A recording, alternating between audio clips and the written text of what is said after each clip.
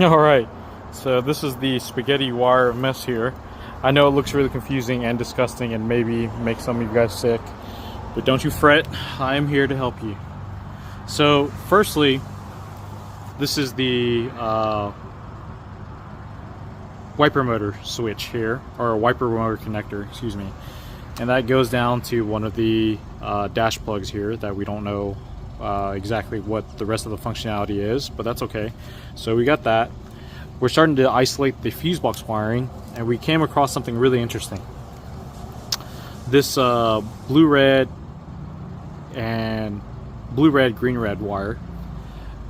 So this connector actually goes to this coolant temp switch down here.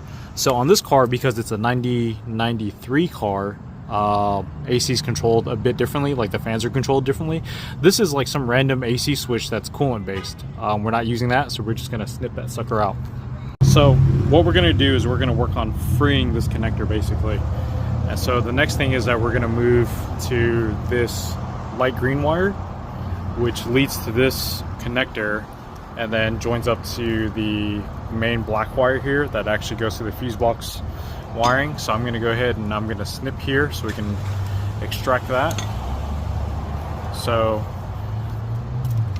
again, so this black ground bundle wire assortment, I can't say that it's actually a ground yet. So the final two wires on this side of the harness, we still got a bundle going back over to the ECU side here, is going to be this black, white, and red, blue, and we're going to follow that up to see where it leads to. It lead to this mysterious connector, whatever it is. And I've seen this connector's reused a lot on this harness.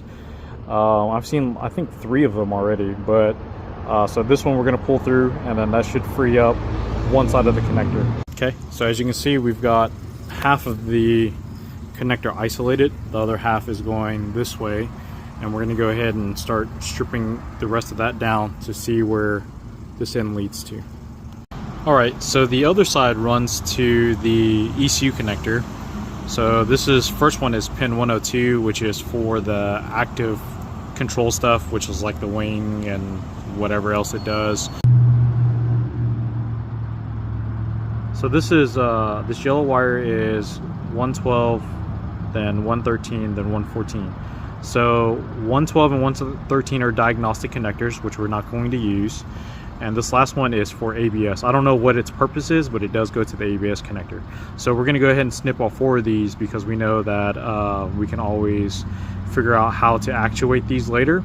ABS is the only one that I'm concerned about, but we know where they're going, so we could snip these now though.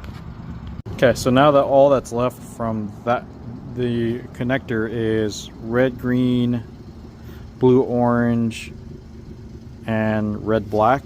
And these seem like they're going to the ECU connector somewhere as well, so we're going to hunt these down. Okay, so red black leads to pin 60, which is backup power from fuse number 19. So we'll go ahead and we'll snip that. Okay, and then so we've got the like brown red wire, which goes to pin 64, which is TPS output, which we're not using at all, so we're going to go ahead and cut that. So this final wire here is what's called a load switch. I'm unsure what that wire does, but it's like hooked up through a diode, and it's from the like stoplight and turn lights and stuff like that. So I'm assuming it's something alternator control. Again, we're not using that with the fuel tech, so we're gonna go ahead and we'll snip that as well. The final wire here is this blue-orange wire, which is like an AC control wire. That we will be using, so I'm snipping that regardless. The fuel tech will probably control that, but we are using that one. But regardless, we have to break it away from the factory wiring.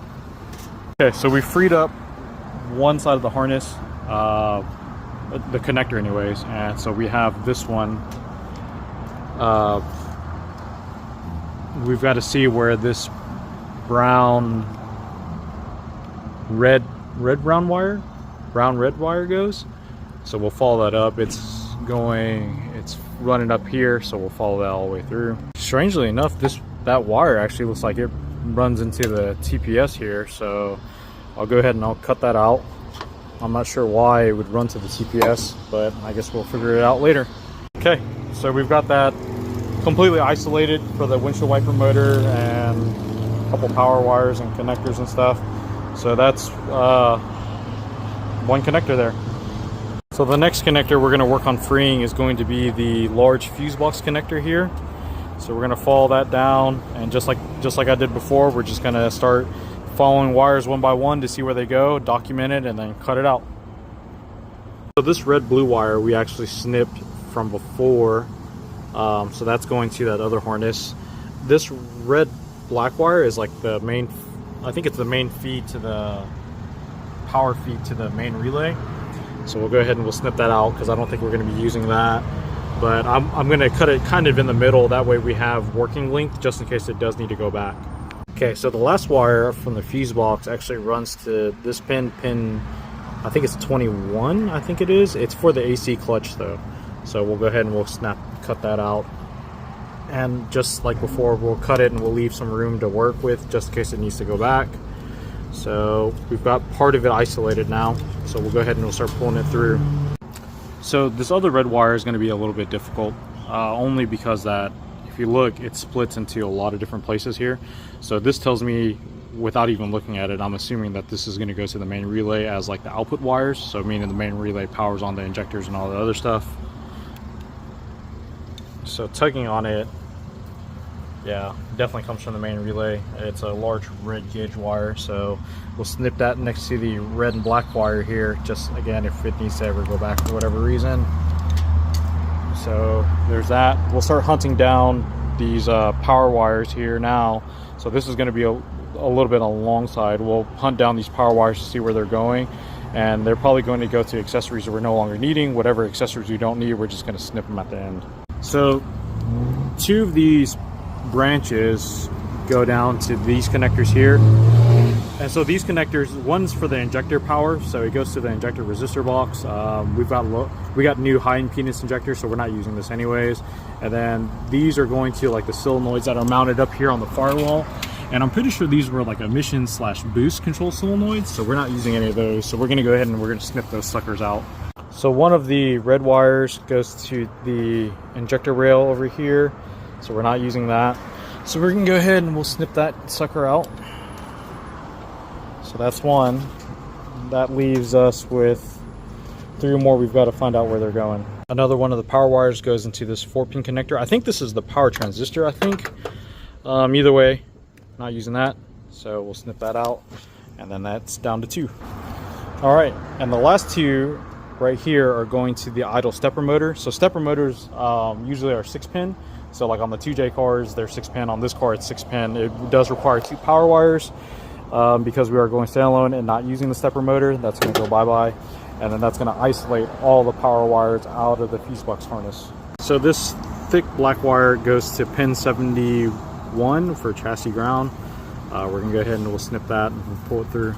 So one of our chassis ground wires goes to this connector here, which I'm not sure what it's for, but the other side of this connector, yellow-green, runs down, and it runs into one of the mystery chassis connectors. So I'm just going to cut it off of chassis ground right here, and then pull chassis ground to, and then this one, it'll already be cut, and we'll move it to the whatever the mystery connector's for. So the chassis ground wire runs to this pigtail here, which is part of, this was obviously chassis ground, and then the other 2 wires go to the active control unit. So what I'm going to do is I'm going to cut these 2 wires. I'll cut these 2 wires off the active control unit because they're so close, and I'll pretty much know where those need to go. I don't even know if active control even works. And then this one, I'll try to save this pigtail here. So I couldn't save that ground pin, that ground tab. There's just way too many wires coming off of it, so I just ended up cutting it off one leg. And the final black wire actually runs through this harness here, which is, if you remember, is like the idle control valve and whatever this connector's for. So I'm just going to trace it down because I don't see a black wire in here, I don't think. Oh yeah, I do. It's right here. Okay, so we'll snip that off, and then that should free up another good bit of it. The last 2 bundles is going to be this yellow black wire. It goes down to a bundle here that runs to the ECU side of the harness. I'm going to go ahead and just cut this out just to make it a little bit simpler, and then I'll have to go back and find it. Finally, we have this other wire here that's like, it looks like it's shielded wire. I'm not 100% what this is, but I'm going to have to take my time and follow it down to see where it's going. So for now, I'm just going to cut the yellow black. I'm going to leave, just like I said before, we're going to leave quite a bit of it, so that way we can go back and find it, because as you can see, it's going in a couple different places. So we'll just cut it off for now, and then we're going to follow the shielded wire to see where it's going. Okay, just what I kind of imagined. Part of it is a knock sensor wire, and so it's just the shielded ground for knock sensor and then O2 sensor heaters on the turbo model. Again, we're not using any of that, so we're going to get it. This one will probably lob a little bit closer to this end, just because that, you know, we know for a fact that it's not really needed on this side here. So I'll follow it down, confirm it, make sure that information is good. Okay, so we got the fuse box connection off, so that's done. So the only thing that we're gonna have to do is we're gonna go chase down the yellow black wire. So unfortunately, it's so late in the day, so that's gonna be the mission for tomorrow. But here is that connector here, or that wire here, and it goes through, obviously it's gonna go through a couple other connection points here. So since it's going to the ECU side of it, what I like to call the ECU side anyways, you can see that it goes to one of the mystery plugs here, and so that's going to be the same deal. What we're going to do is we'll start to isolate the yellow and black wire, and then once we can isolate and figure out everything that it's going to, we'll in turn have to figure out what the rest of the wires that it goes to, if that makes sense. So basically, we'll follow the yellow black wire, see where it goes, and once we figure that out, we'll have to figure out where the remaining wires on whatever plug we end up finding needs to go to.